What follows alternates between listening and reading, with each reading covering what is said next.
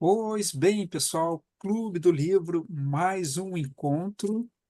Paulino? Sexto encontro, Paulino. Nossa, o que era um projeto, o que era vamos fazer uma leitura de um dos livros do Bert, se transformou em 6 encontros. E a participação do pessoal fez com que os exemplos, né, no momento das resenhas críticas, os exemplos, os conceitos chaves fossem ilustrando, ilustrando, ilustrando. E eu acho que foi muito bom isso. Porque o livro é muito fininho, né? E a linguagem do Bert é muito direta. Eu acho que a participação fez com que a gente pudesse é, é, trazer mais contextos para isso. Gostei. E o fininho não quer dizer que não tem assunto, porque o que tem de temas e subtemas dentro dele foi o que permitiu justamente essa expansão. Um bom exercício, reflexões, está dando para trazer exemplos, né, dos atendimentos. A gente não vai fazer a leitura do livro, mas a gente vai trazer o resumo e, com base nele, a gente traz esses exemplos, tá? Quem eventualmente está vendo esse vídeo já saiba então que este é o sexto encontro e é o êxito na vida, êxito na profissão. Curtinho, mas com vários subtemas, que está dando toda essa sequência expandida de bate-papos e reflexões. Já que foi Uhum. uma trilogia, não é, Gustavo? Eu acho interessante a gente trazer essa questão de que vamos utilizar essa sequência dos livros. E a gente já está com alguns outros projetos. Chegaram alguns livros interessantes que a gente pode trazer depois em uma abordagem familiar. Então, a pegada de hoje continua ainda com uma questão bem filosófica, pessoal. O Bert, ele traz como tema a luz. Iniciando pelo resumo, o Bert, ele discute a natureza da luz, tanto física quanto metafórica, e como ela se manifesta em nossas vidas, especialmente em momentos de sucesso e da escuridão. A luz pode ser clara, ofuscante ou suave e reconfortante, sempre presente de alguma forma, mesmo na escuridão mais profunda. É interessante como ele traz sempre essa dualidade, né? Para a gente poder entender a luz, ele traz essa questão da escuridão, mas mesmo no ambiente claro, ele traz a questão dessa luz como algo que ofusca. E a gente tem algumas palavras-chave para poder trazer um contexto sobre esse trechinho, né, Gustavo? O primeiro que deu para pensar aqui desse tema é ofuscação, e pode ocorrer quando estamos dominados pelo sucesso ou pela euforia, perdendo a percepção clara da realidade. É o contraposto do crepúsculo, que simboliza momentos de transição em nossas vidas, onde a clareza pode ser mais sutil, mas ainda presente. E nisso, dentro do texto completo, a gente trouxe também o conceito de humildade, que surge ao reconhecer a luz nas trevas e perceber nossa própria posição no universo. No processo terapêutico, devemos promover a humildade nos clientes, ajudando-os a reconhecer suas limitações e a valorizar o papel das forças externas em suas vidas, fortalecendo a resiliência e a aceitação. E eu vejo as duas palavras também como polaridades, tanto a questão da ofuscação como a questão da humildade. Na resenha crítica, esse texto oferece uma reflexão poética sobre a presença da luz em nossas vidas, destacando como ela ilumina tanto os movimentos de sucesso quanto os de escuridão. A metáfora da luz, como um guia que nunca nos abandona, é inspiradora e nos convida a encontrar clareza e esperança, mesmo nas situações mais desafiadoras. E a ofuscação, gente, é esse momento desafiador. Porque se a gente observar a trajetória, a ofuscação vem no momento onde a gente está no topo. E é exatamente como aquela experiência do piloto, né? Eu já tenho tantas horas de voo que essa vai ser uma hora de voo a mais. E eu me ofusco pelo lugar que eu estou, eu me ofusco pelas condições que eu tenho sucesso, tenho euforia. Tanta gente queria ter o que eu tenho, ter a profissão que eu tenho, que eu levo mais uma viagem dessa no automático. E aí alguma coisa acontece e eu não me dou conta, porque eu me desliguei desse compromisso de olhar que existem fases e essas fases precisam ser vistas sempre. A ofuscação, ela traz esta nova perspectiva e é quando a gente percebe que levamos uma rasteira. E a humildade dentro do sistêmico, a gente tem que olhar com muito cuidado, assim como outras palavras que tem tanto a questão da tradução, como o que está por trás do que a gente está falando. E essa humildade é justamente esse reconhecimento dos limites para poder seguir adiante deles. Não um reconhecimento de humildade para a pessoa se sentir menor, diminuída, incapaz. Não é nada do ponto de vista negativo. É muito ter essa noção de quem se é e de quais são os limites atuais, para a partir desse olhar muito voltado para o presente, poder atuar acima disso e seguir adiante. E a aceitação muito no sentido do acolhimento, de pegar a realidade, ver que ela aconteceu e dar os passos seguintes a partir disso. Terapeuta, ele precisa ir para uma facilitação sem a intenção. Então, não é porque eu estou ali na facilitação que eu consigo entender quais são as dinâmicas, quais são os problemas, que eu vou fazer deste momento o momento mais importante da minha aparição. O momento mais importante e a pessoa mais importante é o nosso cliente. E o nosso cliente sair de um movimento nosso aonde ele toma uma nova consciência é muito mais importante do que eu ter feito malabarismos, ter sido muito dramático, muito teatral dentro do que eu estou, né, prometendo. A gente falou sobre a série, né? Só pegando o ganchinho da série. Quando você chega no lugar, todo aquele ambiente é preparado de uma forma a te trazer uma experiência de que, bem, este lugar daqui é um lugar sagrado, especial. Olha as mandalas, olha isso, olha aquilo outro, olha aquilo outro. E o nosso profissional que procura, o nosso cliente, empresário, profissional, que procura a constelação para que seja algo que traga uma resolução, vai se chocar com esse ambiente muito. Exatamente, vai se ofuscar. Espera aí, eu estou procurando uma coisa, mas olha, sabe, ele já chega com a questão assim: será que eu estou no lugar certo? A gente tem que ser muito realmente objetivo, evitar ofuscamento de qualquer um dos lados, esse deslumbramento nesse sentido, né? Nossa, a constelação vai salvar minha vida. E o terapeuta, sim, eu vou transformar. Aí tá uma combinação que tem tudo para não dar certo. E às vezes as suas condições estão tão assim críticas que você não enxerga, não consegue enxergar essa parte da luz. Você só vê vamos dizer, aqueles aspectos não muito positivos. É bom a gente ser chamado a atenção nesse ponto. Vamos focar no ponto positivo. Onde é que estão as coisas? O que é que a gente tira de experiência dali, etc, etc. Voltamos a olhar por empresarial.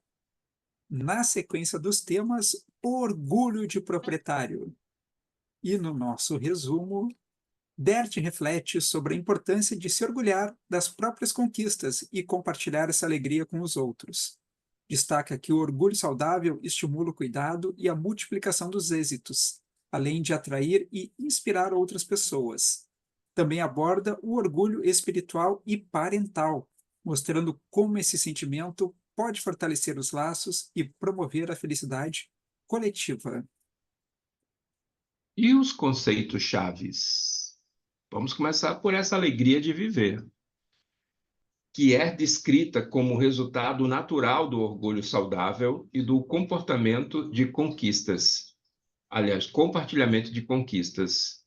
É um olhar que nos leva para frente, a alegria de viver. E traz muito esse contraste, né, do olhar para baixo, do olhar que não nos leva para este futuro. A segunda palavra-chave, orgulho parental. Ele é visto como uma forma de amor que fortalece o vínculo entre pais e filhos. Na prática terapêutica, nós devemos incentivar os pais a expressar todo o orgulho que sentem pelos filhos, destacando as conquistas dele e retirando a necessidade deles atenderem às expectativas desses pais. Isso é muito importante, porque aqui no mundo empresarial, a gente vai encontrar que muitas pessoas são as primeiras do sistema a deixarem de trabalhar para os outros e abrir um negócio. E, na nossa reflexão crítica, o texto apresenta uma visão positiva do orgulho, argumentando que mostrar e compartilhar nossas conquistas pode ser uma fonte de alegria e inspiração, tanto para nós quanto para os outros. Ao comparar o orgulho com uma árvore frutífera, Bert ilustra como nossas realizações, quando exibidas e partilhadas, podem nutrir e beneficiar muitos. E às vezes isso incomoda, Paulino, esse compartilhar, mostrar o orgulho. Incomoda às vezes de forma estranha, como esse período agora dessa leitura da Feira do Livro, teve as questões da enchente no Rio Grande do Sul. E muitas pessoas iam lá, atuavam e gravavam, de alguma maneira, davam um depoimento e principalmente faziam um vídeo. Ah, estou aqui, lugar tal, etc. Estamos assim, assado. E no meio dos comentários surgiam críticas. Ah, você está se exibindo? Ah, para que ficar falando? Ah, não sei o quê. E a pessoa tinha orgulho do que estava fazendo. E por mais que ela tivesse em um movimento de autopromoção, de realmente apenas se exibir, aparecer e ir atrás dos likes, ela estava fazendo alguma coisa pelos outros. Era informação sendo partilhada. E isso gerou Sim, muito esse movimento de crítica junto. E faz parte.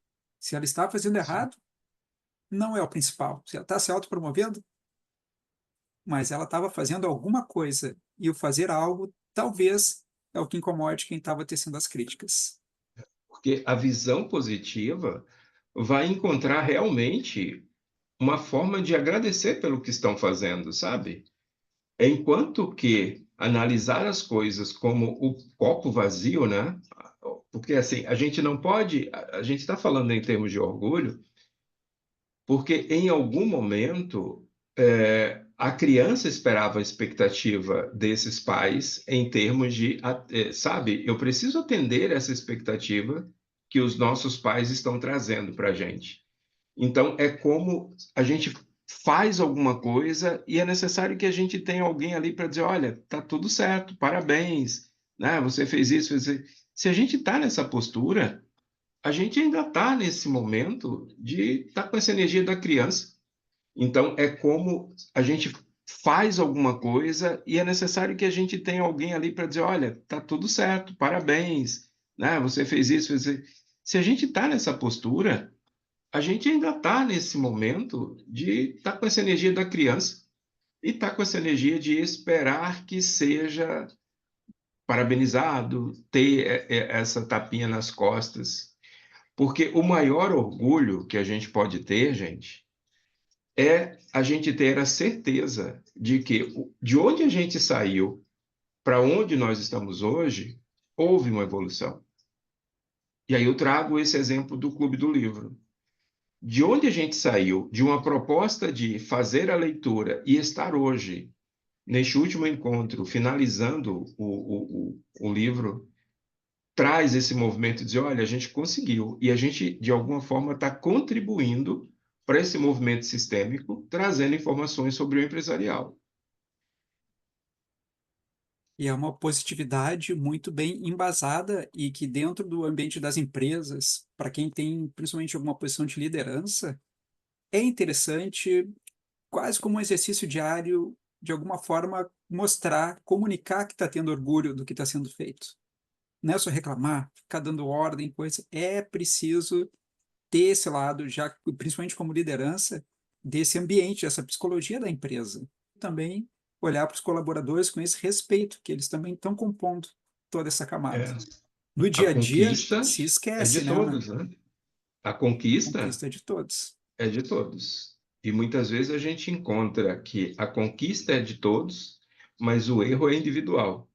E a gente vai em busca de quem provocou o erro. Lembra da escuridão? É exatamente essa questão. Quando eu não consigo olhar como é que a empresa chegou ao sucesso, eu também viro as costas para quando a empresa chegou a um processo judicial. Eu não aprendo, eu não tiro aprendizado daquilo.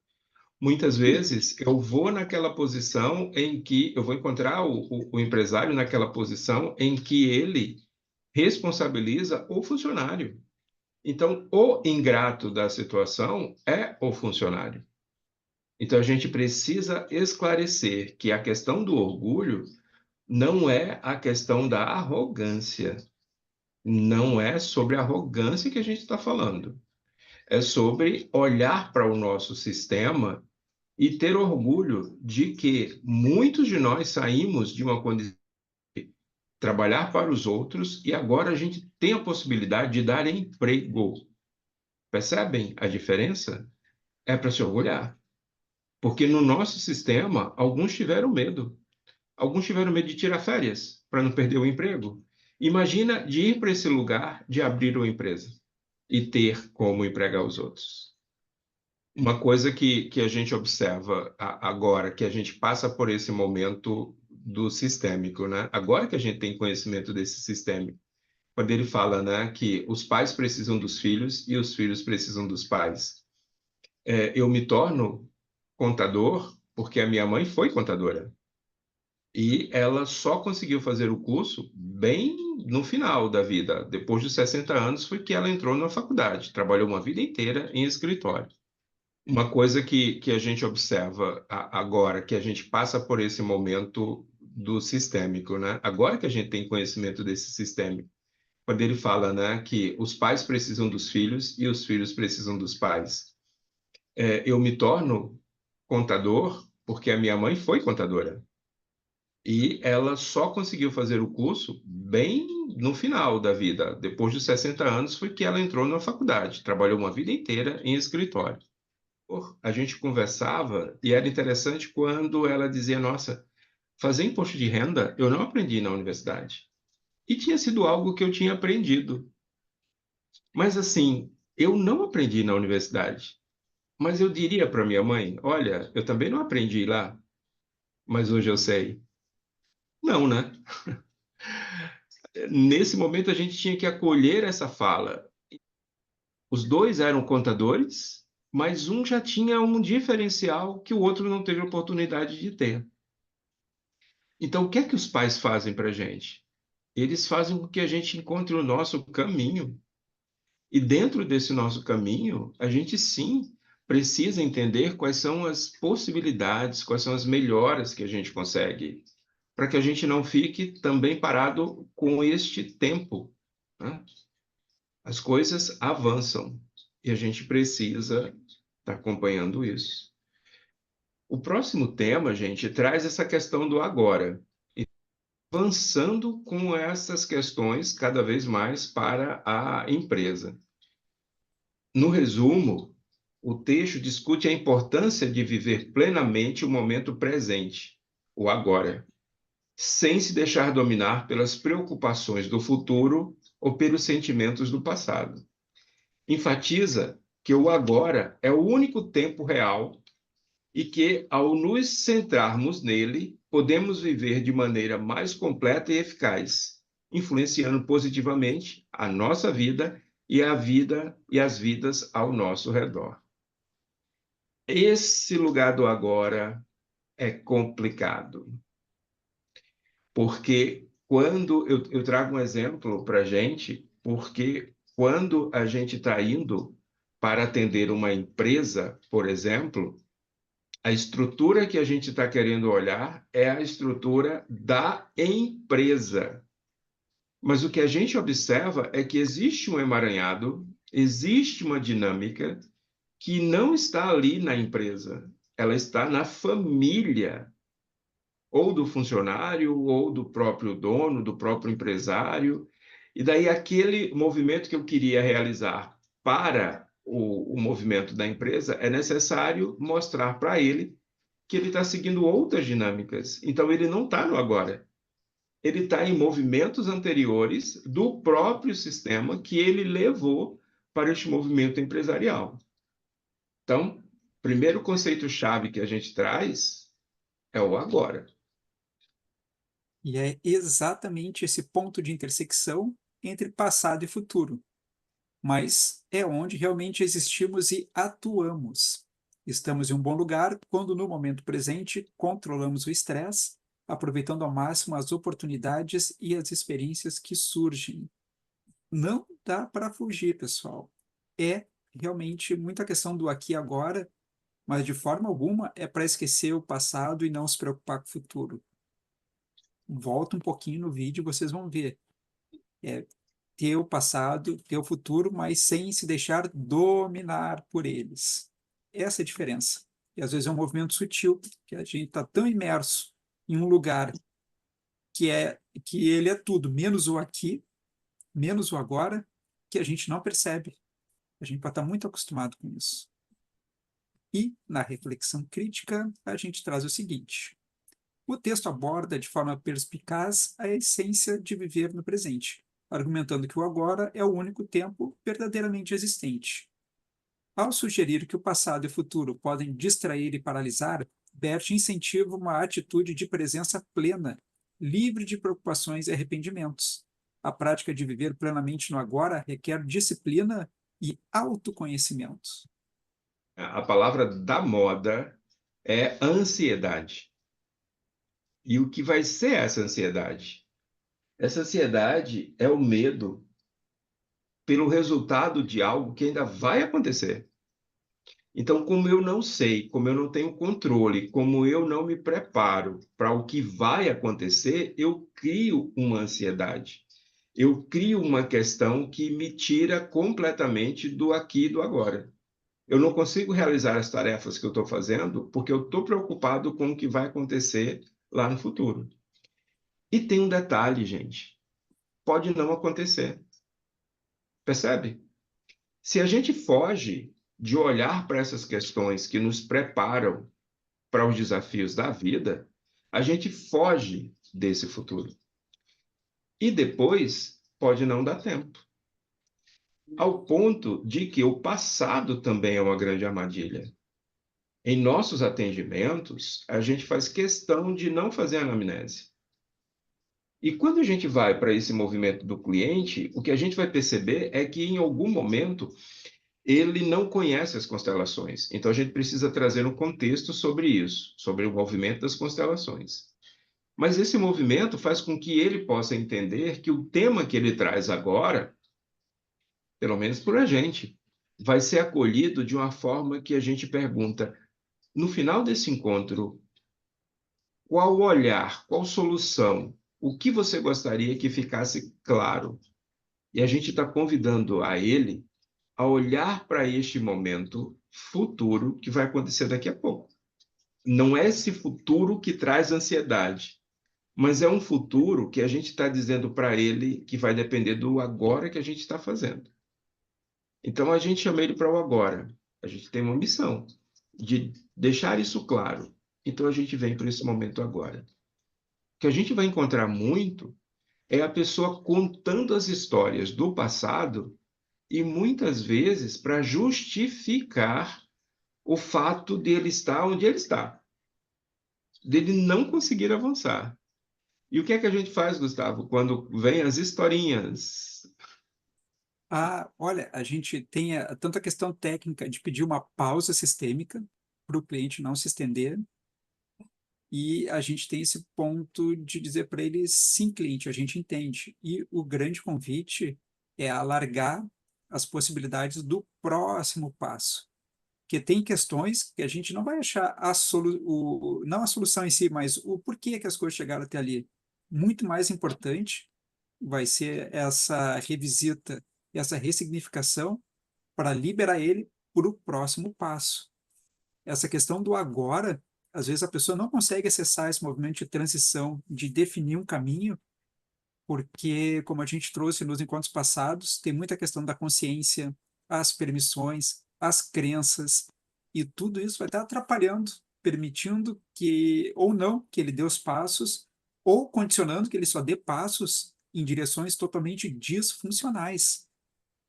Nisso é que a constelação traz muito esse olhar de alargar, entender a situação do porquê, onde está ou porquê que chegou até ali, e a partir daí dizer para o cliente, olha, esses outros caminhos aqui são mais estruturados para você, vão fazer mais sentido, porque são caminhos mais livres. Você para de se condicionar com o passado e pode fazer o que você quiser a partir daqui. Não precisa mais estar preso. E aí consegue, do agora, fazer uma redefinição do futuro, sem justamente estar emaranhado de uma maneira fatal com esse passado. O passado vai estar lá, não vai dar para esconder, mas o futuro volta a ter um pouco mais de opções, principalmente se a pessoa consegue se centrar no momento atual, no presente. E o presente que está por trás do nosso cliente é o adulto. No passado está essa criança que se machucou e que ficou condicionada sem a liberdade. Chegou no adulto, falta muito pouco para ele acessar de vez o agora e escolher, por conta dele, o próximo passo. Eu tive uma pessoa que ela dizia assim, eu tenho medo de marcar minha constelação. Mas por que eu não sei o que vai vir? E nesse momento ela está nessa ansiedade, né? Como eu não sei o que vai vir, eu tenho medo do que pode vir e eu tenho que tomar uma decisão. Então a gente vai encontrar essas pessoas dentro dessas polaridades, gente, fugindo desse momento do agora. E o próximo tema meio que vai indicar o porquê da pessoa ter esse medo do porvir. O nosso próximo tema, perdas. O resumo traz que o texto aborda a inevitabilidade das perdas ao longo da vida, explorando como cada perda dá um lugar a algo novo. Destaca a importância de aceitar as perdas como parte de um todo maior e como uma fonte de força renovada. O coração, conectando ao todo, guarda as perdas como algo valioso. E ao deixar as perdas no passado, nós nos preparamos para o que está por vir. De conceito, a gente até falou um pouco por tabela, né? O conceito-chave que a gente destaca aqui é aceitação. Aceitar as perdas é essencial para a saúde mental e emocional, permitindo que sigamos adiante. Entender que faz parte do ciclo da vida ajuda a normalizá-las e a integrá-las em nossa experiência de vida.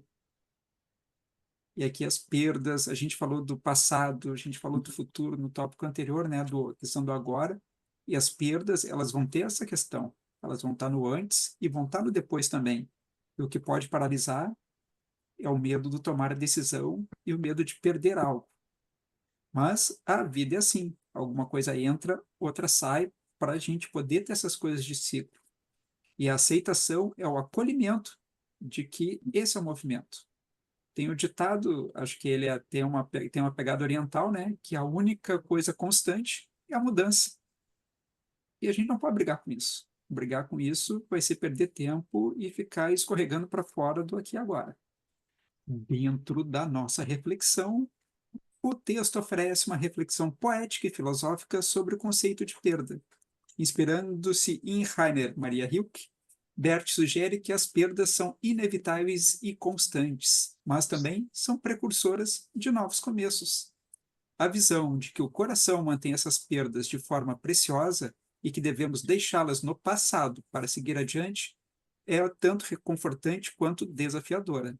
A aceitação das perdas como parte de um ciclo maior pode proporcionar um sentido de paz e renovação. Essa parte do trecho me lembra muito a Ana da Fonte, quando ela diz que a empresa ela vai procurar sobreviver. E nesse momento, a gente pode encontrar agora, pegando um exemplo como uma empresa familiar, a perda dos pais, a perda dos fundadores dessa empresa. E a empresa chega para os filhos como forma de herança. É necessário que você dê continuidade. Então, dentro dessa camada, percebe como é difícil? eu já perdi os pais. E agora estou com esse compromisso de não perder a empresa, porque vai depender de mim. E são nessas questões que a gente precisa trazer novos conceitos, né? A gente precisa entender, a gente vê isso na mentoria também. A gente precisa entender que existe o herdeiro e existe o sucessor. O herdeiro é aquele filho de direito. Só pelo fato de ser filho, ele tem direito a herdar. Mas a empresa, ela não está esperando que aconteça a substituição apenas pelos laços familiares. Ela precisa do talento. Então, é aí que entra o sucessor. É esse sucessor que ele vai trazer a continuidade da essência do que a empresa foi criada. A empresa foi criada para atender o quê? Essas lembranças do fundador e tudo mais podem estar estampadas em quadros, em um ambiente do local onde foi feito. E o interessante é olhar para a perda muito, quase como sinônimo de mudança, porque uma das consultorias que a gente tem, né, ela iniciou exatamente, a empresa nos procurou e o contexto era a saída de um sócio, era uma perda. E a partir daí, qual é a escolha, né? Ficar olhando, puxa, mas aquele que saiu fazia isso, era ele que cuidava daquilo, e ficar nessa questão do passado e não, e olhar para frente, fazer aquela despedida sistêmica, né? De, olha, reconhecemos o valor, ok, a empresa é conosco, vamos cuidar, também em sua memória, de alguma maneira, né?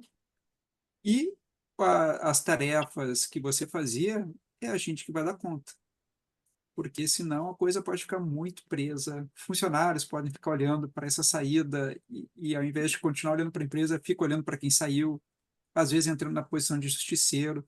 Tudo aquilo que a gente vê nos atendimentos também, né, de empresas, de dar essa conexão com essa ausência, com quem está saindo. É preciso os reconhecimentos para que o ciclo realmente se encerre. E esse pode ser a diferença entre a perda e o recomeço.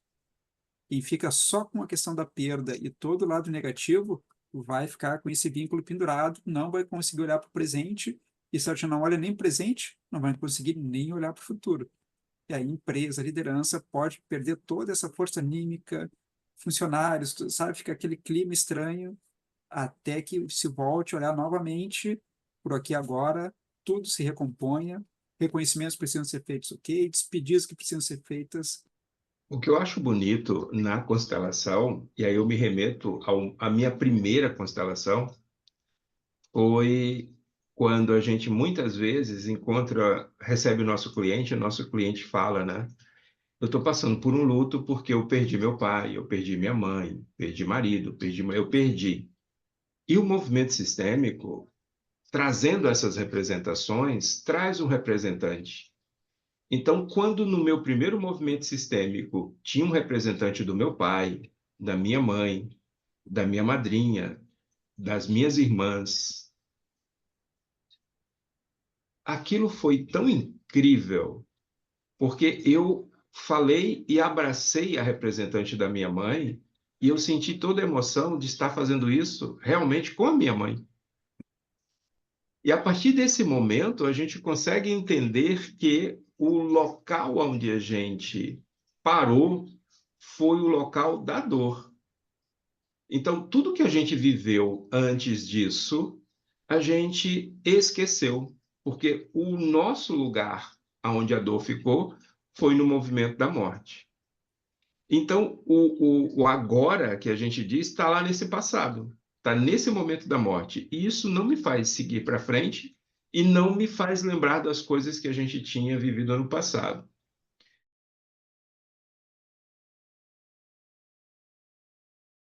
Na constelação, gente, quando a gente identifica esse momento de onde está a dor, é muito importante que a gente leve para um movimento anterior, aonde essa dor ainda não tinha acontecido.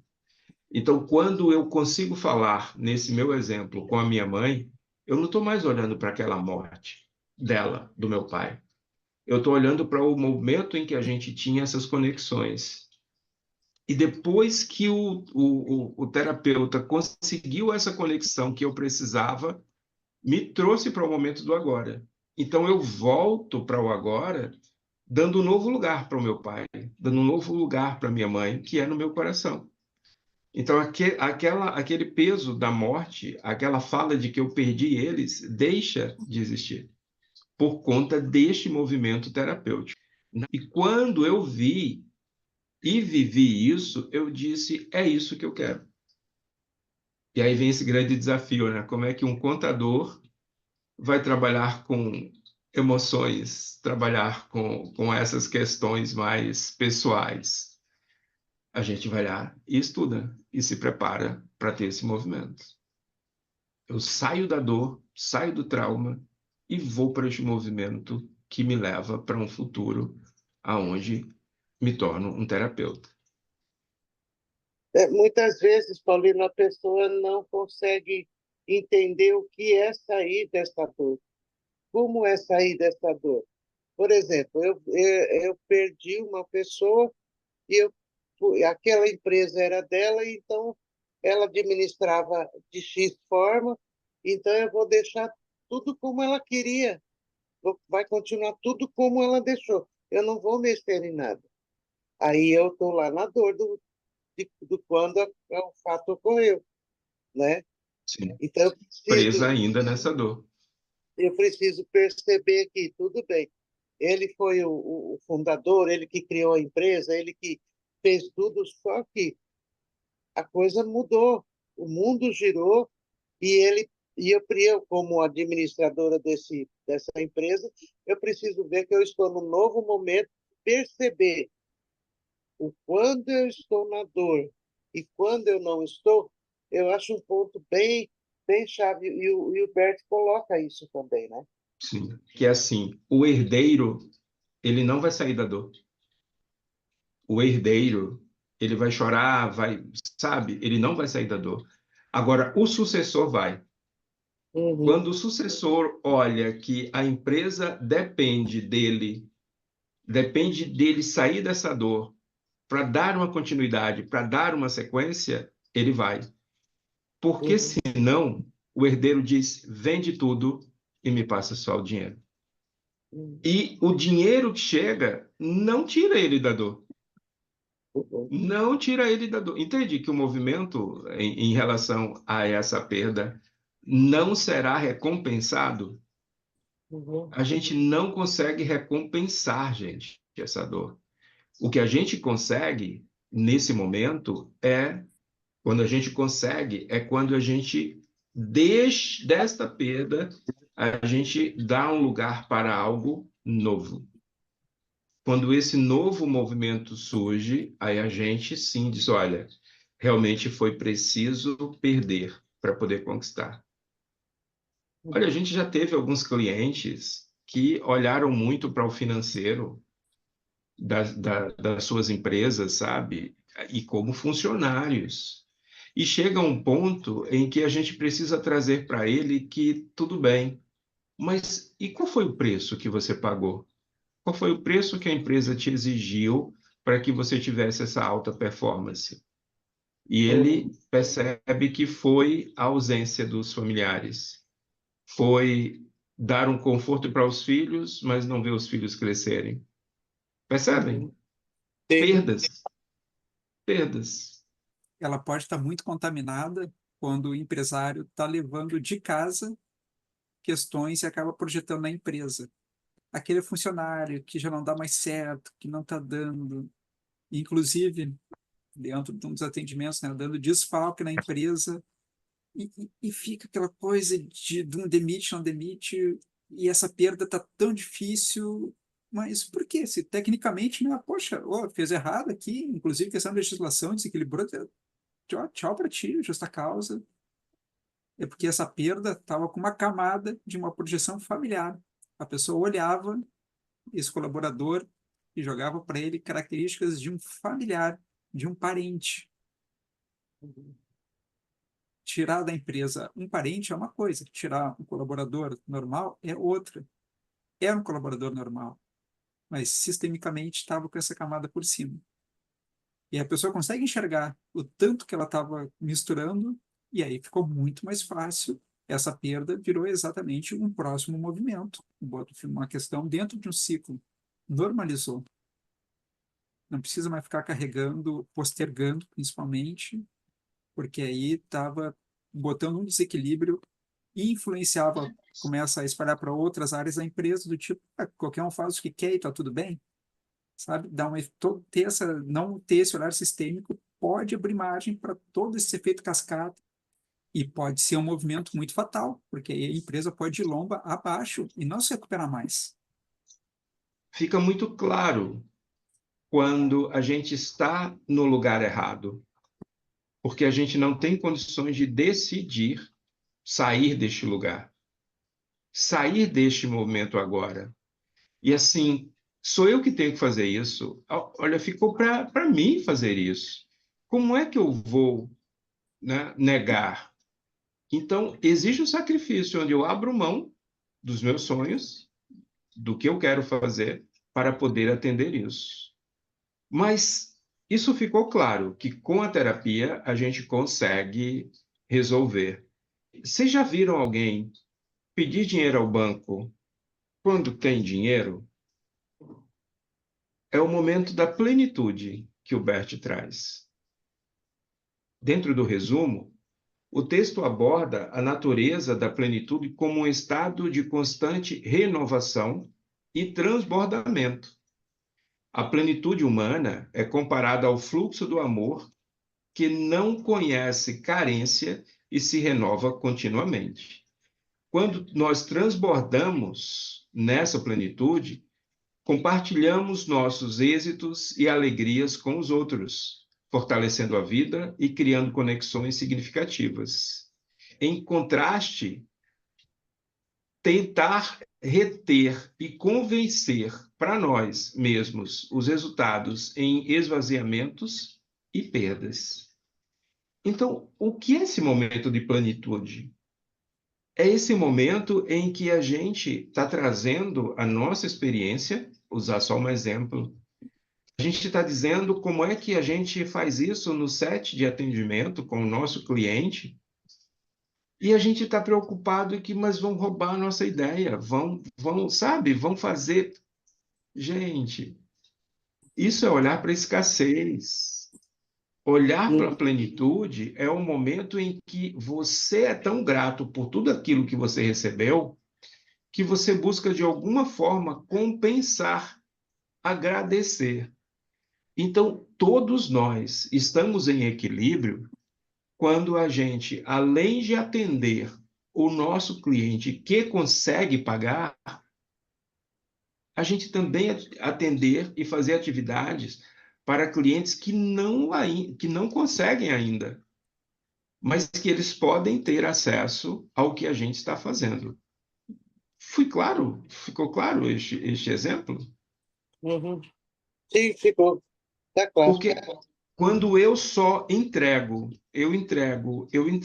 eu constelo todo mundo, e eu não olho para o financeiro, quer dizer, eu não peço, né, nada em troca, eu estou colocando todo esse movimento que eu fiz para aprender também em xeque. As pessoas vão olhar para mim e vão olhar naquele sentido de que eu nem preciso me preocupar em resolver alguma coisa, porque toda vez que eu procurar fulano, o fulano vai me ajudar a resolver. A pessoa não vai crescer, gente. A pessoa não vai sair dessa condição de dependência. E o terapeuta cria essa codependência. Para eu ter sucesso, eu preciso ter atendimento, mesmo que seja atendimento que não pague. E eu tenho um cliente que não paga. E eu tenho um cliente que sempre está me procurando. Eu crio um vínculo aonde eu não vou para essa plenitude, porque eu não vou estar pronto para atender outros clientes, não vou estar aberto para atender os clientes que pagam, e posso ainda estar chamando mais clientes nessa energia de que, sabe, eu preciso de você, eu preciso de você, eu preciso de você. A gente vai para esse lugar do Salvador mesmo. Então, eu gosto de trazer essa questão da plenitude como sendo esse êxito na nossa profissão. O êxito na nossa profissão vem quando a gente está nesse lugar pleno, onde a gente sabe que aquela pessoa tem condições e aquela outra pessoa ainda está no processo. Algumas palavras-chave, Gustavo, para poder exemplificar um pouco. Bom, Paulino, já transbordou a primeira, que era o transbordamento. Quando estamos em estado de plenitude, naturalmente transbordamos alegria, amor e sucesso para aqueles que estão ao nosso redor. É a gota que faltava, né? Tem a plenitude, está tudo ali. Estou imaginando muito uma xícara cheia assim, né? Que acabou meu café, eu estou no desejo já. E mais uma gotinha dá esse transbordamento, mas muito positivo. O que reflete o segundo conceito-chave, que é o da abundância. A mentalidade da abundância nos permite ver e aproveitar as inúmeras oportunidades e recursos ao nosso redor, contribuindo para a nossa plenitude. É todo um ciclo. Se antes tinha um ciclo de perda que podia trancar, porque era o medo da perda do futuro, estar preso com a perda do passado, aqui é quase uma outra polaridade. Com essa plenitude, entendendo todo esse movimento, e aí a gente transforma em transbordamento, abundância, que vai ajudar a transbordar de novo, que vai ajudar a distribuir essa abundância e que, nesse movimento de positividade, a gente fica mais atrativo. E, no caso atrativo, a gente pode dizer que também para os negócios. As Sim. pessoas vão Por- ver que tem esse fluxo de um dar e receber, dar e receber. Isso ativa muito o adulto dessa clientela. O E só a gente, receber é o cliente que está na criança.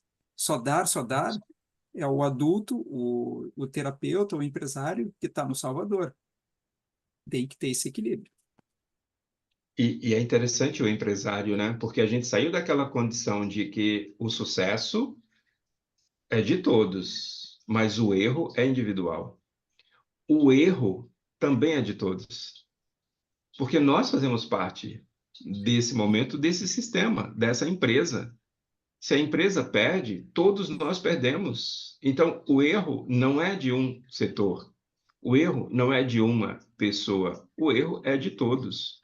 O que a gente precisa entender é que a gente precisa corrigir esse erro, olhar para isso como um aprendizado, senão a gente não vai para essa plenitude. Fazer a caça às bruxas procurando o culpado não nos leva a resolver o problema. Colocamos para vocês o seguinte: o texto oferece uma visão inspiradora sobre a plenitude, destacando a importância do compartilhamento e do fluxo contínuo de energia e sucesso. A ideia de que a plenitude se renova ao transbordar reflete um entendimento profundo da natureza humana e da vida. No entanto, a metáfora pode ser desafiadora para aqueles que se sentem esgotados ou desconectados de suas fontes de energia. O caso típico do pessimista, que é diferente do realista. Às vezes o pessimista ele quer ficar na postura inocente e se auto-intitula realista. Mas não, às vezes a pessoa realmente ela está presa numa visão, não tem liberdade para poder pensar, não se permite olhar diferente as coisas e fica preso. E aí, quando acontece alguma coisa, ela só fica resignada. E aí esse é o erro do erro. Ela não pode fazer diferente, onde ela não vai se permitir ou onde ela pode ficar traumatizada também. Um contrário da plenitude pode ser o trauma nesse sentido. O que eu acho interessante é quando ele traz esse próximo tema, porque ele fala que é necessário a gente estar aberto para isso. Estar aberto é algo que traz esse movimento para a terapia. Olha o Uhum. texto, o resumo. O texto explora a ideia de aberto como espaço, convite e movimento constante em direção ao futuro e à amplitude. Desde o nascimento, que é a primeira porta que se abre para nós, até cada êxito que alcançamos, o conceito de estar aberto simboliza progresso, expansão e participação na vida. Hilke é citado para ilustrar que aquilo que se fecha ao movimento está destinado a se tornar rígido e obsoleto. O texto ele conclui que devemos nos manter abertos através através da participação e da alegria compartilhada com os outros. É um processo terapêutico, não é? Esse convite que a gente faz para estar aberto para este movimento, porque nós vamos encontrar pessoas que só estão abertas para o movimento terapêutico se for feito de forma individual. E tudo bem, a gente consegue fazer esse movimento. A gente trabalha com bonecos, a gente trabalha com uma limitação que é um campo morfogenético, a gente faz todo esse movimento. Mas o trabalhar com um grupo, ele faz com que a gente consiga ajudar não só aquela pessoa que está realmente ali olhando o seu tema, mas todas as outras pessoas envolvidas. Observa que é necessário realmente estar aberto. E qual o conceito que a gente traz? E justamente a caminhada, o conceito, a palavra é progresso. É o resultado do movimento contínuo e da expansão, levando-nos a alcançar novos níveis de realização e sucesso. Esse avançar, esse progresso, pode ser uma definição de foco, mas definir um foco para seguir adiante é diferente desse estreitamento que vem fechando o caminho, entendeu? O foco, ele é uma definição de caminho. Cuidado para não misturar o que parece que não está expandindo, mas ao invés disso ele está definindo um caminho. Isso é válido. Ah, eu quero pegar um ganchinho nisso aí também. Porque assim, como é que eu, terapeuta, posso definir o que eu vou atender? Eu quero trabalhar só com empresas. De repente me aparece uma questão familiar ali para eu resolver. E como é que eu vou resolver essas questões? Eu preciso estar aberto para os temas. É interessante porque o médico oncologista, por exemplo, ele não teve câncer para trabalhar com os pacientes de câncer. Então, eu, enquanto terapeuta, eu não preciso ter passado por todos os problemas da humanidade para atender o meu cliente. Mas eu preciso estar aberto para entender como é que isso funciona. Bert, na sua obra da história de vida dele, né? A biografia oficial dele, que ele fez em vida, ele conta que ele passou por 20 e tantas técnicas terapêuticas. 20 e tantas. E a cada técnica que ele passava, não era só o curso que ele fazia, ele aplicava nele. Ele tentava observar o que é que ele melhorava deste movimento. E na resenha crítica do tema aberto, o texto oferece uma reflexão sobre a natureza do aberto, como uma força dinâmica e expansiva. Ele enfatiza a importância de se manter aberto ao novo e ao progresso, sugerindo que o sucesso está intrinsecamente ligado à nossa capacidade de nos expandirmos e de envolvermos os outros em nosso caminho. A citação que Bert faz de Hilke enriquece a mensagem, destacando o perigo da rigidez e da estagnação. O texto pode ser uma inspiração para aqueles que buscam viver de maneira plena e expansiva. Aberto, Percebe? pessoal, com movimento. E indo para, a princípio, os finalmente, temos o tema a colaboração. Esse trecho do livro, ao final dele, vai ter uma espécie de um poema chamado O Círculo. No nosso resumo, trazemos a vocês o seguinte: o texto aborda a colaboração como um elemento fundamental para alcançar o sucesso, destacando que todos contribuem de alguma forma para os êxitos coletivos. Mesmo quando se beneficiam, os indivíduos também contribuem para o sucesso dos outros. O maior sucesso, como ter um filho, exemplifica como outras forças atuam em nossas vidas, transformando-nos em colaboradores involuntários. Um poema dentro do texto, O Círculo, explora a natureza transitória da vida e das ações humanas, sugerindo que nossos esforços são parte de algo maior que transcende a nossa existência. Conceitos, Conceitos-chave. Paulino. Interconexão. A interconexão reconhece que todas as coisas estão relacionadas e influenciam umas às outras, formando parte de sistemas complexos. Quando o cliente traz este olhar para um problema, muitas vezes ele está por uma das causas do problema. Existe um problema por trás disso tudo que ele não consegue observar. E entre essas interconexões, a gente vai trazendo elementos, vai trazendo e vai observando aonde é que nós somos levados. E também sobre esse texto, temos mais um conceito que chama-se transcendência.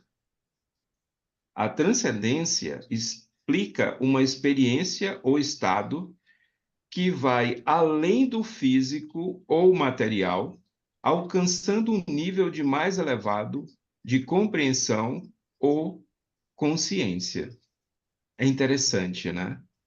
O transcender é trazer uma nova consciência. Na nossa reflexão, o texto oferece uma visão profunda sobre a colaboração como um princípio essencial para o sucesso humano. Destaca que todos são, de alguma forma, colaboradores uns dos outros, mesmo quando buscam seus próprios interesses. A metáfora do círculo no poema enfatiza a continuidade e interconexão de todas as coisas, sugerindo que nossas ações e contribuições são parte de um ciclo maior e transcendente. Essa perspectiva pode inspirar uma reflexão sobre como nossas vidas individuais se entrelaçam com um todo maior da existência humana. Pessoal, colaboração, vocês já viram que tem muito dessa questão que o Bert traz ao longo de muitas falas e conceitos, né? Que é a questão do outro. É nós e os outros, nós servindo a vida, e tem muito disso. Ninguém é uma ilha isolada, etc e tal. E é o tipo de questão que é importante ter na consciência para enxergar os outros com melhores olhos, no fim das contas. Perceber as importâncias e, dentro disso, assim como nos ajuda a reconhecer a nossa individualidade, nos ajuda a ver o outro e a gente também ficar nesse lugar dessa humildade, principalmente quando o filtro é o valor da vida humana. As colaborações, elas vão se fazer presentes porque eu respeito o outro e, de alguma forma, eu permito que o outro me respeite também. Às vezes é um jogo que está tão atrapalhado por questões morais, por percepções, que a gente não consegue sair e se permitir deixar o espaço para o novo, encarar de frente a questão das perdas. São todos assuntos que vão se interconectando porque dizem respeito a essa caminhada comum dessa questão de ser humano e, já que a gente é humano, o que que a gente faz com isso? E a colaboração, olhar e ver que a gente está sempre imerso numa rede de interdependência faz a diferença. Não dá para brigar com isso. O grande tema de hoje que a gente pode trazer como contexto foi essa questão do agora, o aproveitar esse argumento de que se a gente está ligado com problemas que vão acontecer no futuro, a gente cria toda a ansiedade que não consegue resolver, ou quando a gente está preso com questões do passado e a gente não consegue ir até lá para resolver. Então, a gente tem muito essa questão da nostalgia, de movimentos de depressão que nos levam para um passado onde a gente não consegue resolver os problemas que lá estão. Basicamente, os textos se encontram neste movimento do agora. Está aberto para entender, através da terapia principalmente, o que ela dá conta de resolver agora e realmente o que não dá conta. Dentro dessa busca do autoconhecimento, a gente chega nessa autoaceitação. E eu entendo que o passado foi como foi, ao preço que foi, e eu não tenho como resolvê-lo, e me libero dele, e deixo de julgar, né? E venho para esse lugar do agora. E olho o que é meu e o que eu dou conta de fazer. Qual é a liberação que eu peço? Qual é o peso que eu devolvo? Então ele começa a olhar, na verdade, para as possibilidades, né? Para as hipóteses, o que está disponível agora, né? Isso. nem estar preso no passado, nem na verdade, ele fica no futuro, sim, ou não. Ele vai ter que olhar para as possibilidades que estão disponíveis para ele, né? O que É. ele pode fazer O agora, né? futuro, que a gente trouxe como exemplo a técnica que a gente faz no atendimento da constelação. Quando você chega para constelar com a gente te acolhe e a gente pergunta, no final desse movimento, o que você gostaria que ficasse claro? Percebe que é um movimento futuro? Mas é um movimento futuro que está quase para se realizar. A gente não cria uma ansiedade, eu não crio um medo de dizer não sei o que vai acontecer, porque a gente vai encontrar, muitas vezes, o nosso cliente marcando a constelação e desmarcando, pagando a constelação e não chegando para ser constelado, fugindo de alguma forma desse movimento do agora. Do limite da pessoa. Ela tem que também respeitar o seu limite. Porque Sim, muitas vezes, se ela for ver alguma coisa que ela não está aceitando ver, pode ser um trauma também. Então, tem que ir dentro sim, do limite da pessoa. isso. Aí requer muito, gente, as técnicas que nós vamos utilizar para acessar esses traumas. Não adianta a gente abrir a caixinha e dizer, olha, o trauma é esse e ir embora. A gente precisa resolver essas questões, por isso a terapia é importante. E ela vai funcionar de forma coletiva, de forma individual, basta a gente acolher esse nosso cliente e entender qual é a melhor forma de trabalhar com ele. Bem, êxito na vida, êxito na profissão, livro do Bert Hellinger, que a gente começou a olhar e hoje no nosso sexto encontro a gente faz um apanhado do que a gente conseguiu estudar dentro desses encontros. Então, primeiro a gente viu as ordens básicas do amor e do sucesso, né? As mesmas ordens que regem as relações pessoais também se aplicam no trabalho e na profissão. Isso foi uma mudança. Porque até então, o que a constelação fazia era apenas no campo familiar. Então, as mesmas ordens, elas chegam no campo profissional. Na sequência, a gente olhou muito para os temas que traziam a postura interna para o sucesso. E a gente viu a importância de cultivar uma postura correta que favorece o êxito nas relações e no trabalho, ainda buscando muito dessa correlação. Constelação é uma ferramenta de análise de relacionamentos. Por isso que ela se prestou muito e iniciou exatamente no familiar, onde a gente tem esse contato de relações maiores, mas não se limita a isso. E a gente pode aplicar as ferramentas, os olhares, para as empresas, no ambiente escolar, no ambiente jurídico, também nas mediações, tudo faz parte. Mas é preciso ter a postura interna. Não é a constelação que vai fazer por você. É você que faz pelo seu próprio caminho. Também vimos que as relações pessoais e profissionais estão muitas vezes juntas. Então, como as constelações surgiram através das constelações familiares, inicialmente foram nessas relações pessoais que trouxemos os primeiros olhares. Só depois foram estabelecidas essas relações para o ambiente de trabalho. Então, quando a gente diz que nós precisamos ter um grupo de trabalho onde todos olhem para a mesma direção, é necessário que a gente também observe quais são as questões que essas pessoas trazem das suas vidas pessoais para este nosso trabalho. Para a gente poder realmente diferenciar. Muitas vezes as pessoas estão misturando as duas coisas neste ambiente de trabalho. E isso nos permitiu olhar depois para o que seriam leis de sucesso e insucesso, identificar esses movimentos, essas leis que governam o sucesso e o fracasso no trabalho e na profissão. É importante. É muito parecido com o familiar, sim, mas vai ter as suas diferenças. O que direciona, o que pavimenta um sucesso, que leva, tem uma tendência de maior sucesso E onde é que tem essas questões que estreitam essa postura que vai levar para o menos? Leis de sucesso e insucesso. Isso. E ele diz, né? Sucesso vem da mãe. O sucesso vem da relação que nós temos com a nossa mãe. Então, um dos temas é essa conexão entre vida pessoal e vida profissional.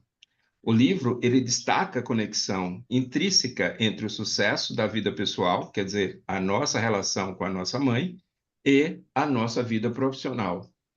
Como é que eu posso ter uma vida profissional se a minha vida pessoal traz um desequilíbrio, né?